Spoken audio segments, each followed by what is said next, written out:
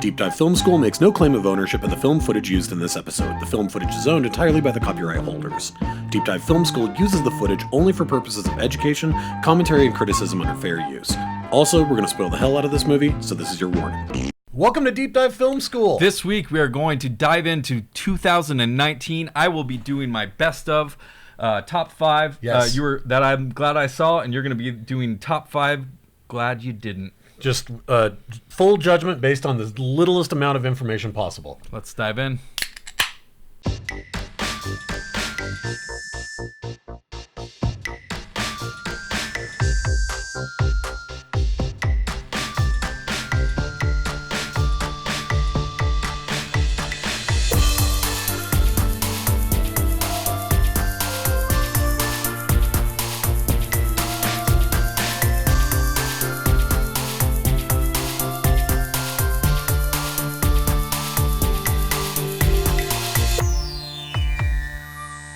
All right, everybody, it is the end of the year, and we've always done this on the podcast version of the Tops show. and flops. Tops and flops. Yeah. First of all, I should say, as a trendsetter of the 2020, please like and subscribe. Oh, yes, please do. See, there we go. We would like that. We're trending it. Yeah, we're trending it. So you can follow us on Instagram, Twitter, all sorts of places. Email us, whatever you like to do. It's all the information is down here. Perfect. So what we've done historically on our show is, as I said last episode, you watch way more movies than I do year after year after year. And I don't watch as many movies, but I pass a lot of judgment upon things I just kind of see. You're very good at it. Things that kind of come down the pipeline of the zeitgeist. I'm like, ooh, that looks bad.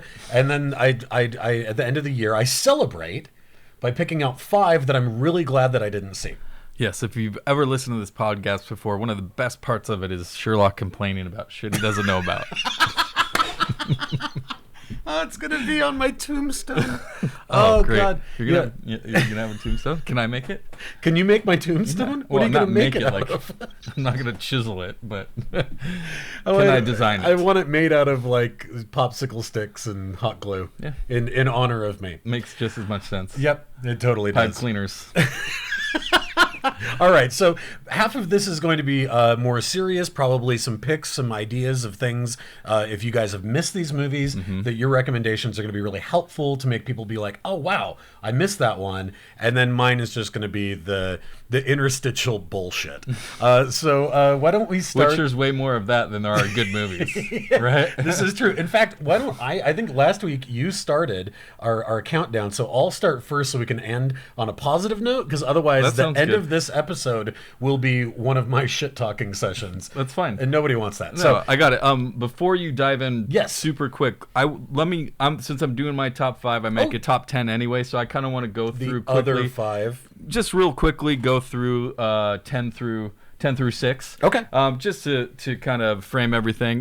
They'll be quick. They won't be as in-depth as we're talking about. Number 10 is A Beautiful Day in the Neighborhood, the Mr. Rogers movie. Yes. I was really impressed with how they made this movie. I was expecting kind of a basic biopic, and it surprised me. Now, we spend a lot of time not with Mr. Rogers in this movie, which is kind of interesting take.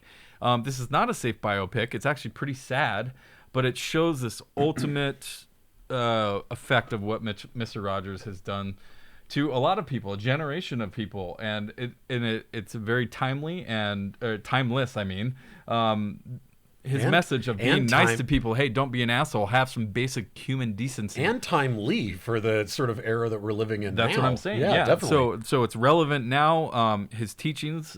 He's a wonderful man. I think Tom Hanks looks a lot like him, actually. Yeah. And he does an amazing job because he's fucking Tom Hanks. But great movie. Number 9, Avengers Endgame is a great, wonderful ending. You know, I recently saw Rise of the Skywalker and the end of that saga, and Endgame was so much more, had it in the right realm. And I thought it was a beautiful end of the series. That's a hard thing to do. Well, it makes you realize that writing and directing is only one part of this sort of concept of a cinematic universe, and the other really big part is just the coordination. Like, if you don't have the trust of like one sort of figurehead person, kind of like getting together the smartest people in the room and saying like, okay, what do you guys think about this? And then creating a plan and sticking to it. I mean, how long ago do you think that they said, here's how we're going to tie up phase one? Like 6 years ago, 7 years ago? Yeah. So they're so all the rest of the movies have been going along going along that trajectory. It's like, that is a hell of a feat. And it's something that you could potentially disappoint a lot of people. You look at the last season of Game of Thrones and how panned it was. Man. But it's also an impossible task to end a series that's so beloved, right? Very much like the Marvel universe. But Endgame for the Avengers movies, awesome. Hell of a movie. Had a lot of fun with it. Uncut Gems is my number 8. I'm interested in this. I'm quite interested in this. You know, I haven't seen I think it's Sadie Brothers who directed this movie. They had another movie called Good Times with Robert Pattinson, which I haven't seen, but apparently similar tone and stuff. It's one of these movies that the main character continually makes terrible choices, and you're like, why? What are you doing? Stop that. You know, it's like you took a side character from a Scorsese gangster film and made a whole movie about that one person where you're like, why are you doing that? Why are you talking to that person? Don't do that. But I enjoyed myself. It was a good time. I was thinking about it a few days after. And Sandler was awesome. He's great. You know, I think very much like Robin Williams, he sometimes can't do something fully dramatic, and little pieces of him, his real sense of humor kind of seeps in a little bit, but I didn't notice that a ton here, and it was just really solid. It was just a really good movie. So it's better than Jack and Jill. I mean, I don't know. Speaking of Scorsese movies, Irishman, number 7. Finally, I was sick as hell last week, and finally could justify spending 4 hours watching this movie. I still haven't gotten there. Yeah. I think you'd be fine if you broke it up. You know, it's a traditional Scorsese movie. It's done amazing. It looks amazing. The acting's amazing. It's really fun seeing Pacino and De Niro on a Scorsese movie. And Joe Pesci. When's the last time you saw Joe Pesci? And he is awesome. He is so solid. I wish he would do more, but I understand he deserves whatever life he wants. He's fucking Joe Pesci. Yeah. If he wants to go full Rick Moranis, it's like you've paid your dues. Exactly. Dude. Yeah. It was outstanding. I mean, it was just really well. It was as good as Casino or Goodfellas, anything like that. Okay. Definitely longer, but like that doesn't rarely take that only takes me out of it unless it's just like out. You know, if Slacker that we're doing next week was 4 hours long, I'd probably maybe want to. You know, I don't know if I could handle that. Existential crisis. I mean, we are more in that era now, though. You know, I'm watching the second episode of the Netflix miniseries "Don't Fuck with Cats." I don't know if you've seen this. It is fantastic. It's a true crime documentary series, but it's only 3 episodes long. Oh yeah. But it's perfect because it's like. Yeah. You know, and if you said, "Oh, it's like a 3.5 hour long movie," you might be like, but you're like, no, it's 4 episodes of The Sopranos. Exactly. Like and so it's I think our heads are in a different space than they used to be when it comes to that. And he can get away with that, and that's fine. And Netflix is going to give Martin Scorsese whatever the hell he wants. So yeah, go do whatever you want to do. He's like, I want to make a 3.5 hour movie, and he did, and it's awesome, and it's really good. If you have the patience to sit through it, but I never felt checked out. Do you think the guys at Netflix felt like a comment like the one that came from Spielberg of him being like, these aren't real movies? Do you think, or like they shouldn't be able to compete with real movies? Like Netflix felt like that was coming, so they went to Scorsese and they were like, hey, do you want whatever you want just so that we can put out The Irishman? So whatever asshole comes out and says, oh, Netflix, you know, they're straight to cable movies, like they can't compete with the rest of them. Yeah, like they were kind of covering their asses by going to him and being like, "Hey, sure, right? I mean, I guess it depends on how many people watched it, right?" But I'm just saying, like Spielberg says that, and then literally like 5 minutes later, Netflix is like, here's The Irishman, and you're like, huh, that was convenient. Yes, it was. Right? Honestly, they could have just put it as 2 parts and not said anything, and no one would have even commented on how long on the it was. length. Yeah. Last one before you get into your first flop of the year. This is a movie I saw at Sundance that when it ended, I was like, that was lovely. That was just such a lovely film. And I watched it again recently with my wife because I knew she would love it, and it's the movie The Farewell. It was directed by Lulu Wang. She's from China, and it's about her grandmother. Yeah. Who's and I love the trailer for this. Awkwafina is the main character here, and she's outstanding in probably her first dramatic role that I've seen anyway. She's outstanding here. The grandma is like the cutest nugget you've ever seen in your life. You just want to squeeze her. She's so funny and cute, and it's about a cultural thing where she finds out, or her sister finds out that she's dying, and they don't tell her. They just let her live her life like normal. Yeah. And it's her coming to grips with this, the whole family coming to grips with it. Just a lovely movie, and just like, I think it's only PG too. Like, it's just like a really well done, well acted, interesting view into this world. So those were my 10 through 6 before we get into the top 5, but I wanted to kind of touch on those because every year someone's saying, oh, what a terrible year for movies or whatever, and there's always 10 movies that you can find that are really satisfying if you're paying attention. Totally, if not more. All right, go for it. We're not going to talk about that right now. What we're going to talk about is actually a movie starring Natalie Portman that came out this year called Lucy in the Sky. Now, this is, if you remember back in 2007. I thought this looked good on the trailer. You would think so. It's the dude who made Fargo TV series. Exactly, and this is his first I really love film. those. So I think one of the real challenges here, or the thing that was commented the most, right, is do you remember this original story? It was in 2007 that this happened. This woman... what story it's based on? Yes. This woman, Lisa Nowak, in 2007, she was an astronaut, right? And she was in love with a guy who also worked for the space program, and was kind of in this weird love triangle kind of a thing. And the movie kind of really built up this idea that after being out in space, her coming back to Earth,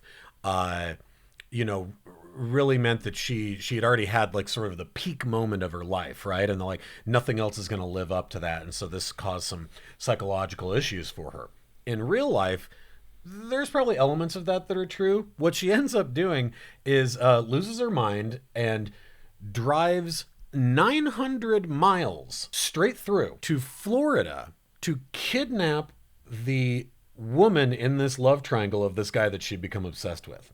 Okay, so she drives to Florida, does a 900-mile road trip like in one go, brings with her latex gloves, a black wig to look different, a BB gun, pepper spray, a tan trench coat, like.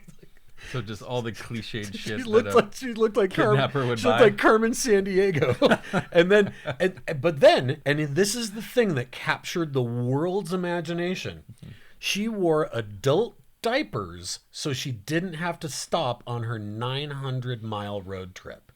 Okay? Interesting. The movie, it's like, oh my God, that crazy story from back in 2007, they're making a movie out of it. That crazy bitch, Natalie Portman's going to play her, right? You're like, well, all right. They make such an effort to try and have all these details of the story. Now it isn't a straight biopic because they change the woman's name. They change a couple of details. The main detail that they change and leave out, no adult diapers. Oh. And you just go, why bother to tell the story if you're going to leave out the thing that captured the world's imagination? And it is the number one complaint that every critic had was like, where's the adult diapers? I came here for like Crazy Pants McGillicuddy. Like, where is she? They tried to make her into like, oh, and she's got so many problems. And it's like she's playing more of a kind of a Black Swan kind of a, like, oh, and everything's unraveling. It's like, no. If you're worried that it's going to be funny, then like go full bore, do I, Tonya, like make it nuts, right? And show Natalie Portman, Academy Award winner Natalie Portman, strapping on her Depends. That's right. And putting on her Carmen Sandiego outfit and getting in the car to drive down there. So they leave that kind of stuff out and make it into more of this like, what went so wrong in this woman's life that she became, and it's like, no, dude, there's something wrong with her the whole time. You bothered to make a movie about her, and we all know why you probably even got funding for this movie to begin with, and then you left out the thing that you needed to do. Now, I'm not saying go and make fun of people, right? But like, I didn't make the movie. I'm just saying, if you're gonna make the movie, like, you got to go for it, right? Was there did the director have a response to these complaints at all, or No, he was just like, we were trying to tell this very nuanced story, and it's like, yeah, but someone at the end of the lost day, sight of something. Somebody lost sight of something. So I guess yeah, I'm not sure. Neither have I. Okay, that's my number 5. Lucy in the Sky. Awesome. My number 5 for 2019 is Noah Baumbach's Marriage Story. I really want to see this. This is fan-fucking-tastic. And it really comes down to the acting here, and the writing is outstanding as well. I think the bookends that they very cleverly put in here are really, really fun and really emotional. And this is a heavy movie. I teared up a few times. Like, it got me a few moments. But it's also like a modern day Scenes of a Marriage almost. That's what it kept giving me vibes of, was Scenes from a Marriage. And that's what made me really want to check it out. Absolutely. With the Ingmar Bergman movie that we've reviewed in the past. It's a fucking outstanding movie. Yeah. Criterion movie. It's kind of got those elements, but it's got the Noah Baumbach twist on it. It's sad and funny and weird and also just very true. And I mean, I've never gone through a divorce, and I hope I never do, because this whole process seems terrible. I'm sorry if anyone has gone through it, but it seems just rough. And I guess, divorce can be a good thing, but here it's just framed in a really interesting way, because it's not really about that they don't love each other. That's the hardest part, right? Is getting over still loving each other. Does it have kind of a Kramer versus Kramer vibe too? For sure. A little bit. I think it has a mixture of a lot of those things. But overall, the acting, Kylo Ren and Black Widow, being married finally. I think they're two really solid actors. And there's a few Adam Driver is he's just excellent. Brilliant. It comes so naturally to him. Yeah. So, but there's a few scenes where they say some terrible shit to each other, and you're just like, whoa, it's like heavy. But it really affected me. It really stuck with me. I just really thought it was so well done that I had to put it on the list. So it's up there. That's awesome. My number 4, minor tangent. I remember when I very first started playing music, when I was a teenager, and going into the studio and recording our songs, and then like being all jazzed about it, and then hearing it back and being like, oh, we still sound like a local band. Like, how come we don't sound like a real band, right? Yeah. That's the feeling I got when I watched the trailer for the remake of Jacob's Ladder. They did that? They did a remake this year of Jacob's Ladder, and when you watch the trailer for was it like straight to streaming, or no? It came out in theaters. Really? And when you have I not heard this? When you watch the trailer for it, it doesn't look like a real movie. It looks like a Lifetime film. Like it, and the fact that you're taking a movie from the late '80s that had some of the most iconic, like, scenes of sort of like semi-realistic, hallucinatory horror of this sort of gritty late 80s New York. Mm-hmm. The fact that it's telling these stories about PTSD and war, just Adrian Lyne's like crazy direction and editing here. It is part of that movie. It's terrifying, right? It's so powerful.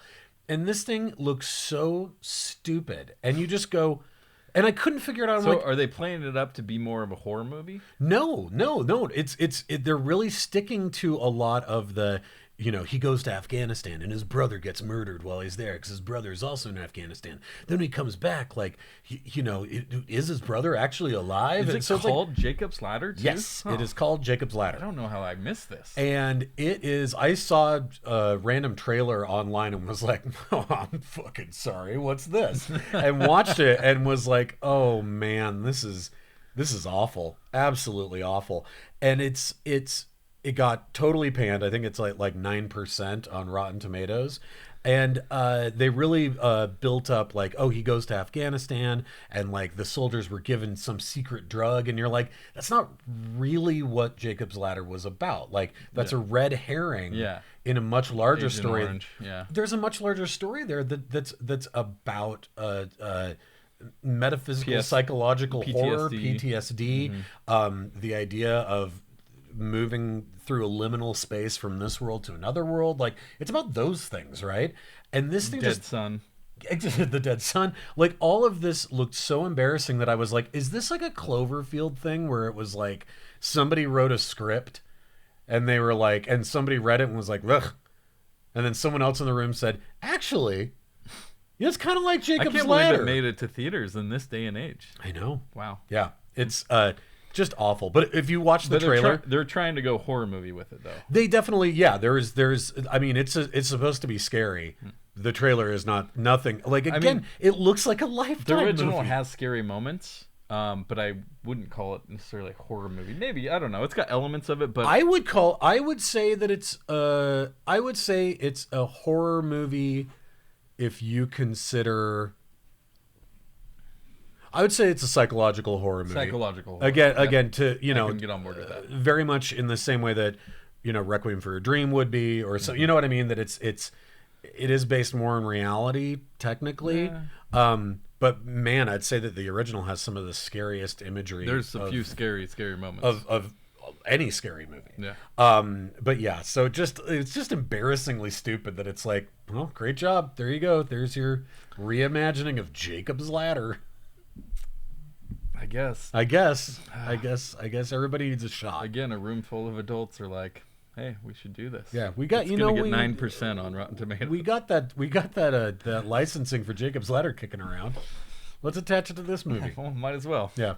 Okay, my number 4. You're gonna love this one. I think if I had any this year, this is the one that people probably haven't heard of. This is a Japanese horror comedy movie called Uncut of the Dead. Have you heard of this movie? No. Easily the most original movie I saw all year. Really? Absolutely, completely original. I absolutely loved it. That ranks high on my list when I see something original that sticks with me. Yeah. And we all know that horror and comedy work so well together, right? Mm-hmm. So Uncut of the Dead is about these people making this zombie movie in one cut, 37 minutes for this Japanese TV channel. They want to have like a zombie channel. Okay. And so the first 37 minutes are the entire movie all in one cut. The one we see. Now I won't go into details on where it goes after that. I would just say don't turn it off when the credits start rolling, because there's a lot more that happens. One cut from the dead? Of the dead. One cut of the dead. Yes. And okay. So it's all these.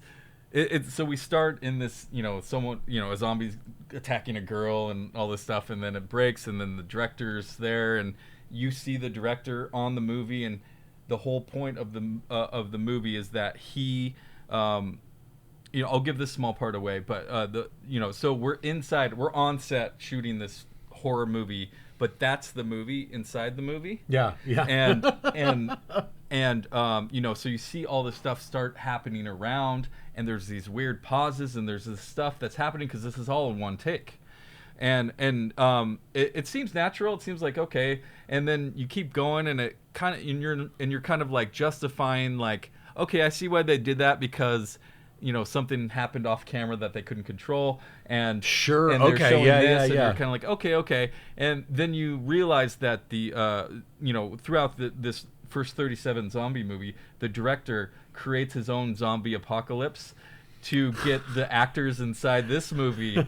A real zombie apocalypse starts attacking them, and so they can get real great emotion, performances from real everybody. Emotion. So this is a movie that has nobody you've ever heard of in it either. Wow. But the meta of what happens and what happens after and what keeps going is fucking brilliant. It truly was the most original movie I saw all year. How cool I is that? highly recommend it. You see the cover and you're like, why would I ever watch that? But do it. It is excellent. And it really shows you how imperfect filmmaking can be. Right. It also is a great movie about family, and a movie about movie about making movies, which I love. Yeah, I always yeah, love yeah. something like that. So absolutely was blown away by this movie when I watched it and couldn't believe that it hadn't gotten more praise. It's very indie, it's very raw, but that's its charm. And the fact that we see the product at the beginning and then get kind of the history of it after is truly, truly fun. Because there's moments in this first 37 minutes where you're like, huh, that's a weird choice. Right. But they go so deep into it. I absolutely had so much fun. Plus, it's a zombie horror comedy. With all this meta shit going on. Absolutely my number 4. Should have been higher. I considered putting it higher because I loved it so much. Wow. I definitely need to check that one out. Oh, yeah. It's so down your alley. Please do. You too, audience. Okay. My number 3 is an absolute perfect storm. An absolute perfect storm. It's the kind of thing that you would drunkenly make up with a group of friends. Like, what if there was a movie, and that movie is The Fanatic. So this is the movie directed by Fred Durst from Limp Bizkit. Okay. Starring John Travolta, who's playing an adult man-child with a non-specific mental handicap of some kind.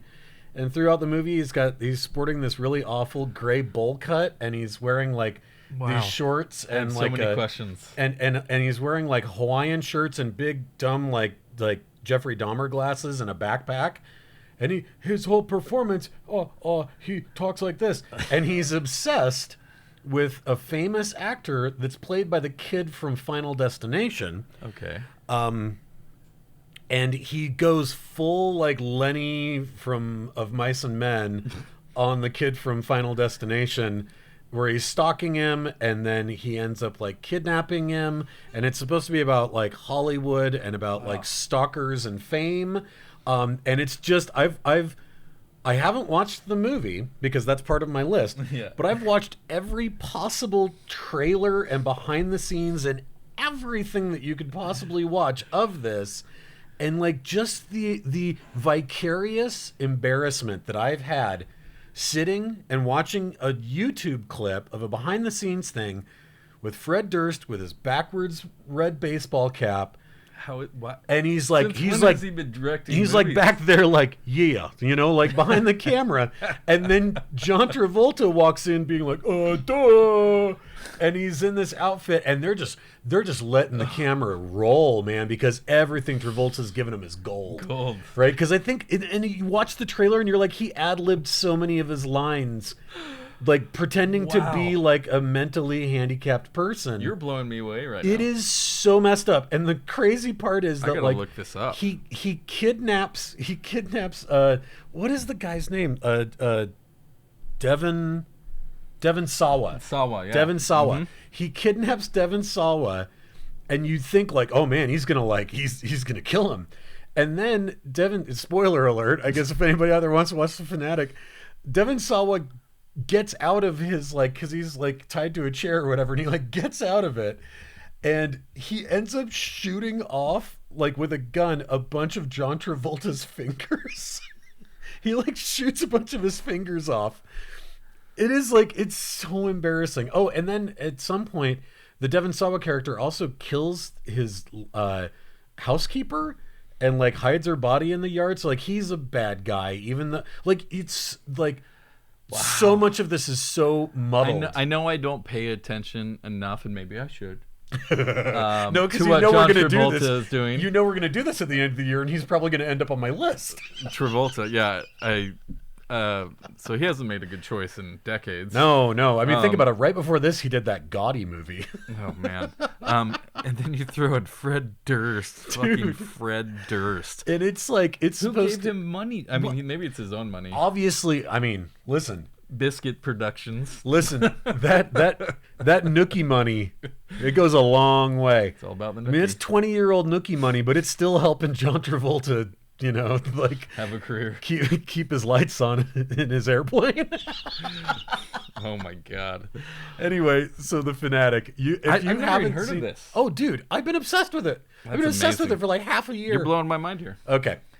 Give us another good movie as a palate cleanser. Number 3. This one was one when we did kind of our in or out segment, where we kind of talked about a little more topical stuff, news stuff, that we were really questioning, and it was one that we were like, "What is DC doing?" But it is Joker. Todd Phillips' Joker. First off, we were like, "Why is the guy from Hangover directing that?" It sounds like the Fanatic. It sounds like this is not going to be good. And in fact, that's how we kind of framed it. Happened a few times when we've predicted something and we're totally wrong. Cabin in the Woods, thank you for surprising us. The Lego Movie. Yeah, same thing.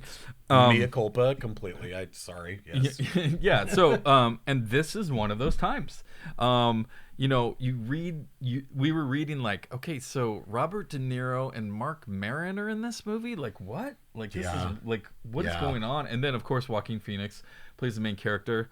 And, everyone's saying it's Taxi Driver with makeup or something, people that don't like it. But even people who do like it are saying that, too. Which is, to me, not an insult. It's fine. But you could do that about so many movies. You could do that about Nightcrawler, which is one of my favorite films, of the last decade. Yeah.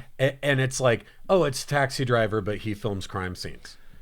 Totally. You could do it over and over and over again. This definitely has nods to it, and you have De Niro in there as King well. Of Comedy, King of Comedy, all that stuff. Yeah. But I thought it was melded so well. I loved every second of this movie. I was drawn in and sucked in, and the direction, the craft here was outstanding. It was so good, and his performance is obviously like otherworldly. And for some reason, the Joker character just breeds these amazing performances. I think it's because of chaos. I think it's because of, it's that mentality of like, oh, you don't care what happens. You just want to see the world burn. There's an expectation of anarchy, I think, that always rises to that level because you've created a character that everybody. It's an archetype that everybody can recognize and point to. Yeah. So then to see different people's interpretation of it, you never have to be like, well, I never thought he'd do that. Because you're like, it's the fucking Joker. Of course he is. And so I think that it always keeps people guessing of like, how is this, you're doing cover songs. Yeah. These are all cover songs, right? In a way, yeah. But I don't know. I kind of think like... listen, I love cover songs. If they're a new interpretation, exactly. I love it.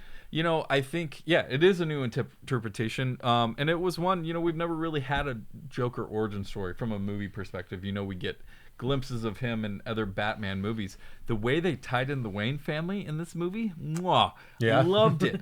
It was something I had never considered. And it was something that I was like, that makes so much sense. And I really appreciated that and the originality there. And then just the performance, wow. So good. And there's legit funny, I laughed out loud in this movie. There's legit funny moments in this movie that you don't see coming. And they play his maniacal laughter up as a kind of basically a special need. He has a card that he carries around explaining why he's laughing and acting the way he does. Oh, wow. So there's this whole mental illness side of it. So I need to see it. Genius movie. I was so happy with it. I'm sorry if you hated this movie, but I don't understand it because it's a work of art. And I think, do we need a Joker movie? Probably not. Do we want a Joker origin story? That seems deserved to me. Having an origin story of such a famous character, I think it also speaks about social commentary in the current world pretty well. This movie hit all the notes that it needed to. So I'm 100% in on Joker. That's great. Number 3. You know what we didn't need? A Cats movie.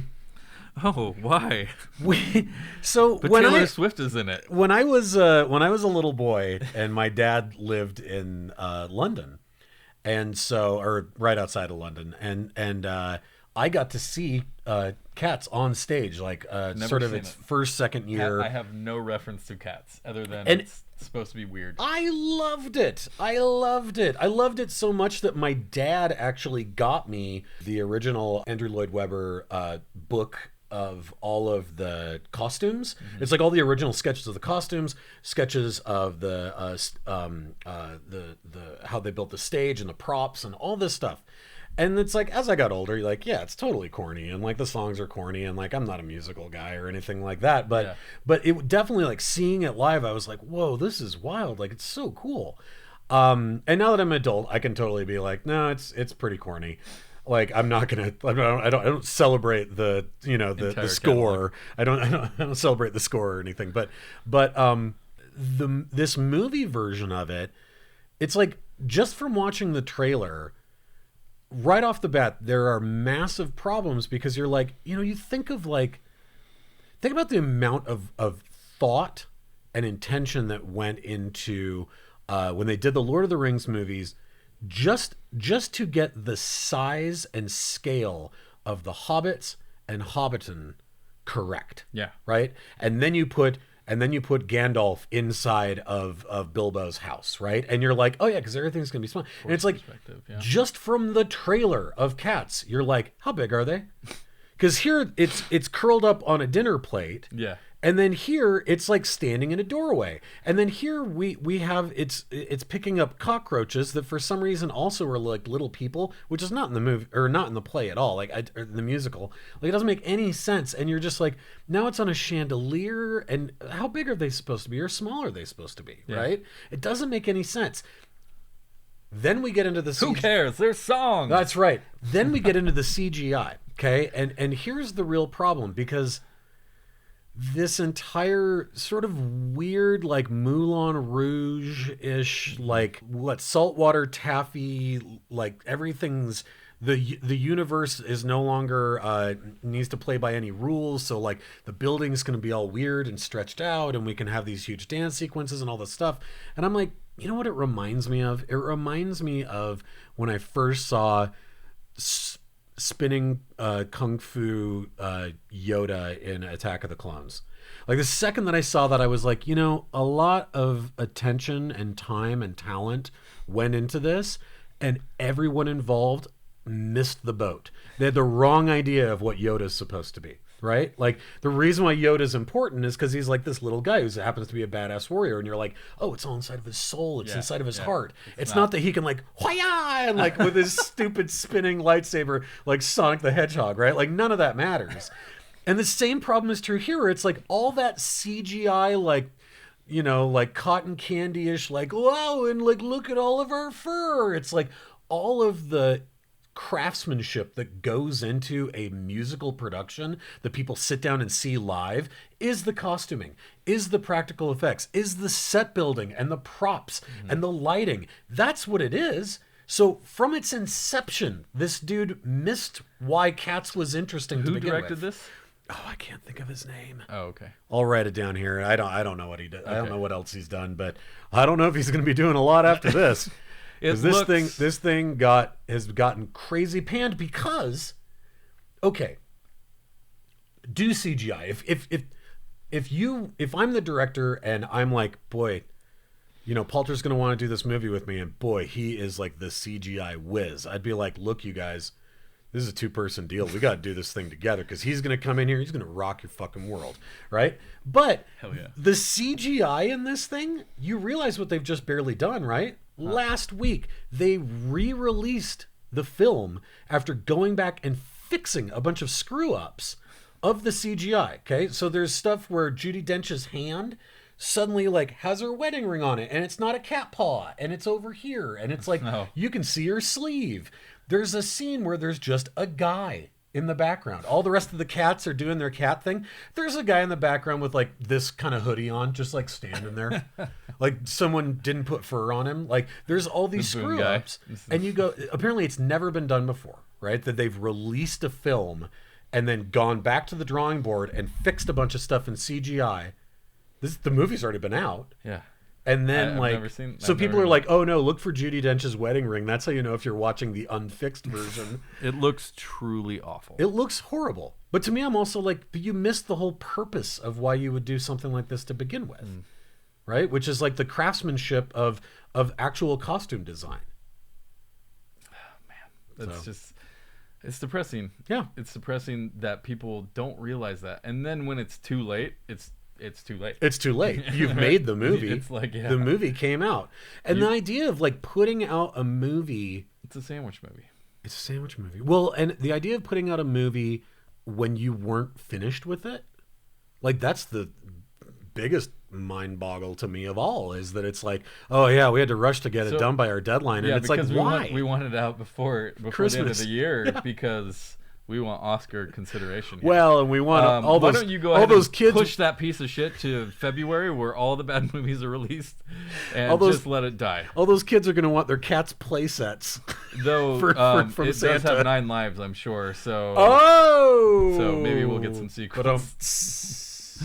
Ugh, it looks so bad. So bad. Well, I didn't know that they re-released it though. That's they re-released it out into theaters, and so like I've been reading online, people are like, so if you can, try and see it this week and see it maybe in a rural town that didn't get the update. That way you can see all the good stuff. And I'm like, that's why they're telling people to go and see your movie. How embarrassing. Okay, my number 2, I just saw this movie this past week because I was cranking them out before this episode. Bong Joon-ho's Parasite. Yeah. Holy shit, I had so much fun at this movie. Yeah. It was a blast. He creates amazing tension. You get this weird look into this family's life. You know, I think people see Parasite and think, oh, it's all about people getting infected or something.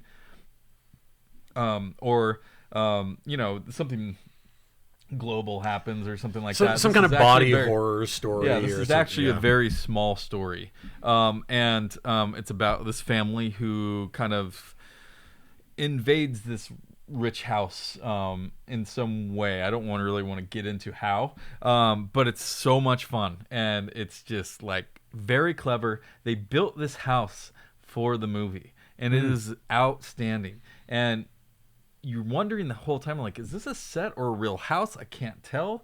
You know, you're also like getting views from where the stairs are, but like it's giving me it's like the way you're describing it, at least that portion is giving me like a Hereditary feel, where it's like when you're in that house, you're like, how is the camera there? Yeah, right, because it just feels for sure somehow separated. Or absolutely. But as we know, Bong Joon-ho is one of the best directors out there, easily, at least for me. South Korean director, easily.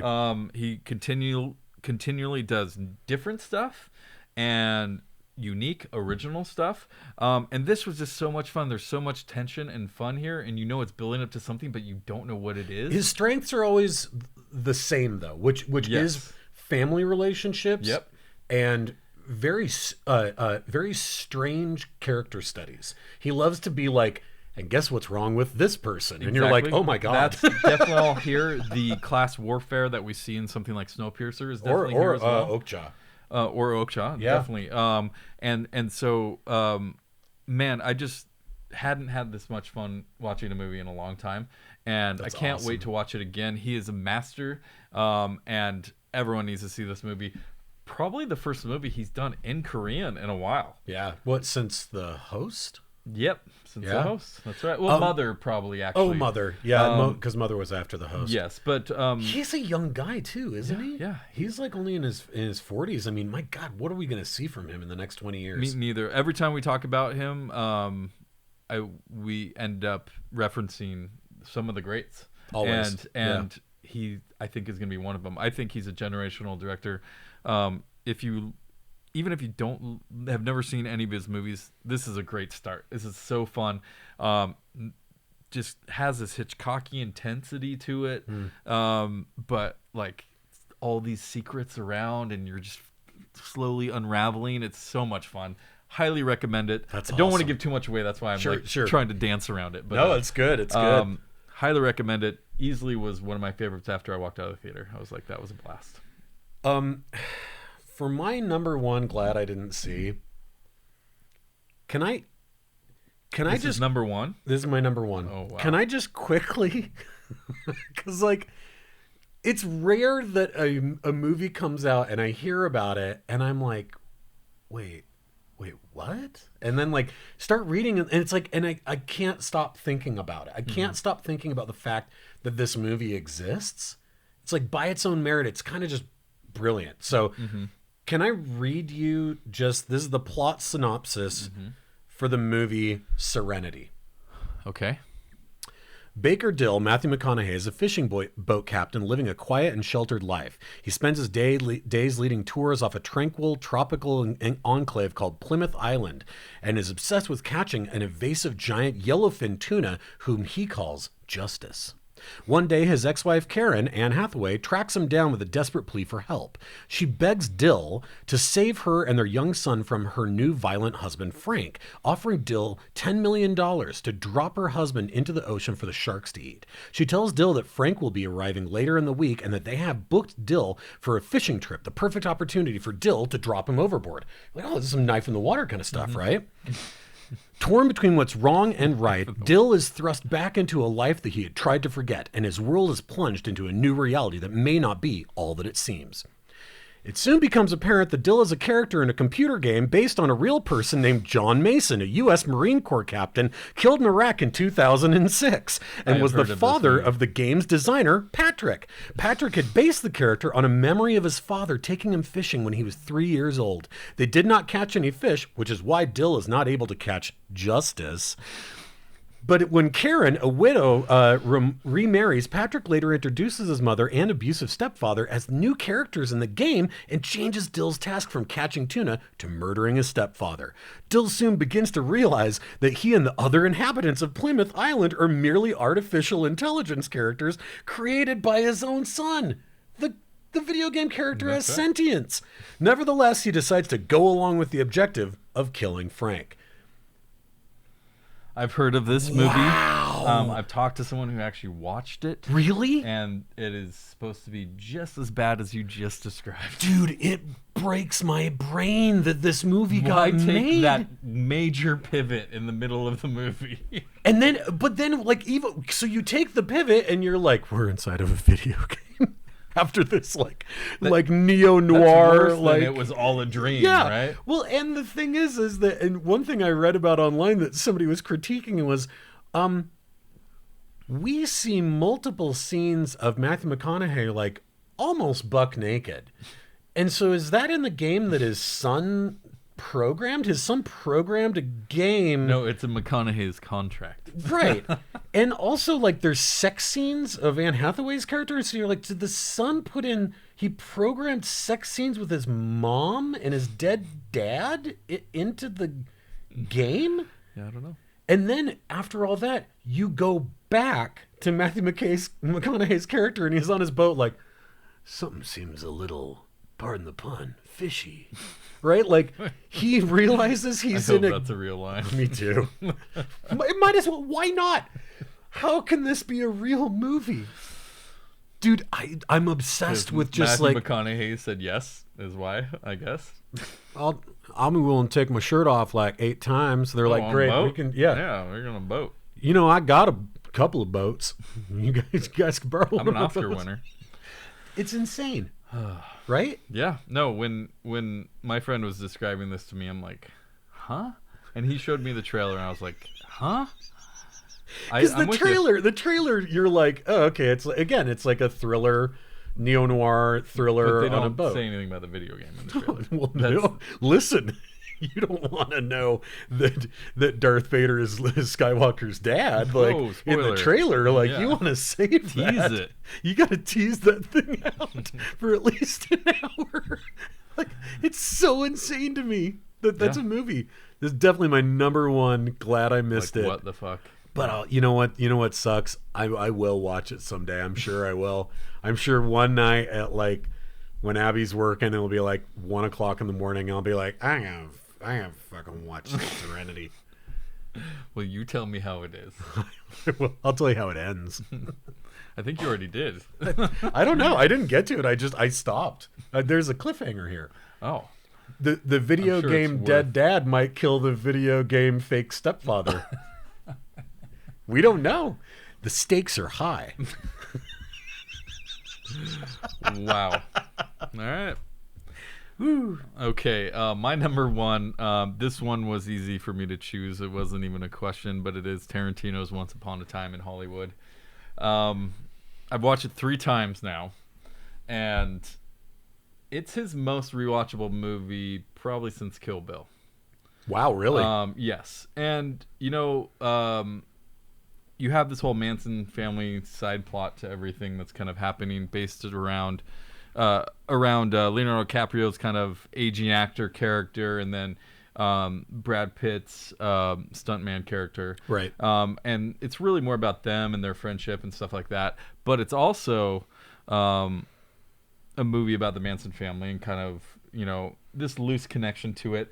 And he takes historical liberties like he would in something like Django or Inglourious Bastards, obviously. Yeah. And for some reason, those ones didn't quite work for me from that perspective. But the way he handles it here is masterful. And just the slightest thing, and not giving anything away, but just the slightest thing can alter history.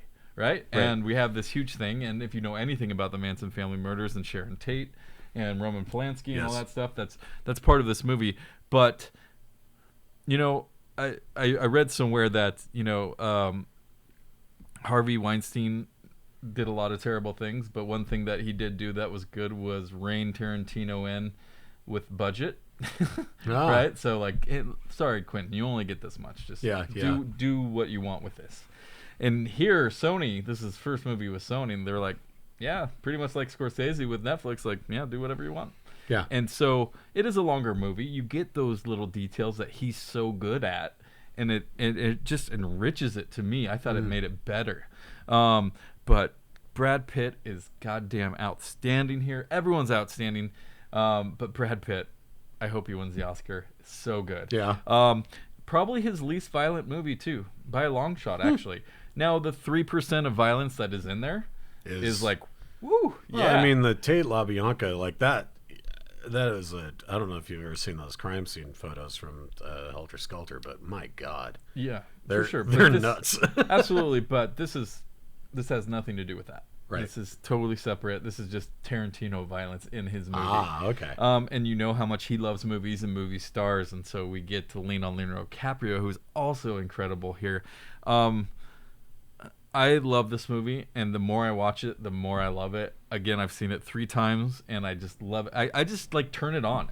I will just turn it on, and and my wife too is like, oh, I love this movie, and we both just get wrapped up into it. I need to see it. You absolutely need to see it. It is the best thing he's done in over a decade. I love this movie for so many reasons. I wish you had seen it. You didn't see any of my top 5. I didn't see any of them.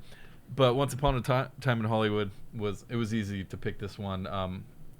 He's an all-time director to me, and this is one of his all-time movies, I think. So I think it'll go down in history as one of his best. That's awesome. So, yeah, I definitely. I highly recommend it. I know a lot of people watched it and said, what a waste of 2.5 hours, all the stuff, they didn't get it. But if you know what's going on and you love what Tarantino does and how he tweaks the perspective of the world, fascinating, great writing. Well, and popular. Great tension. Like, he's creating tension in scenes that ends up being nothing. Just ratcheting that but tension. It doesn't matter. And honestly, like, an hour and a half in this movie, I'm like, I have no fucking idea where this is going, but I'm having so much fun, I don't care.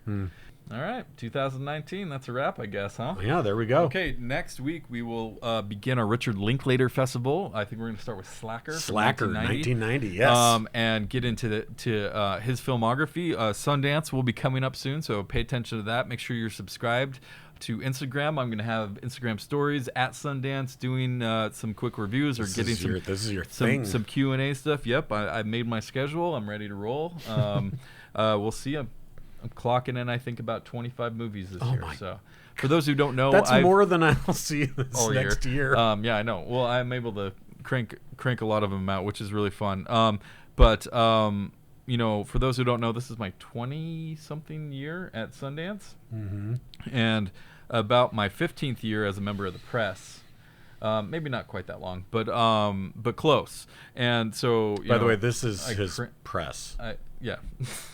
This is how he's a member of the press. What are you saying? We're in my living room. They don't know that. The press, the people at Sundance don't know that. Don't tell them. Anyways, please subscribe and look forward to all that stuff next week. Slacker. Yeah. All right. Thanks for listening. Thanks, you guys.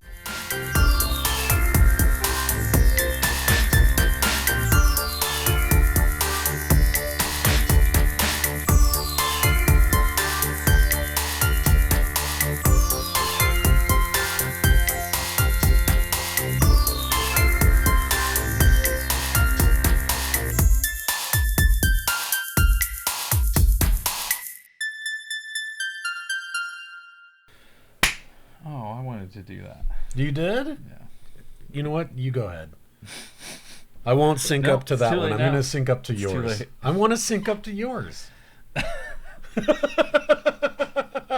No, I'll just do it next episode. You do it. You do it.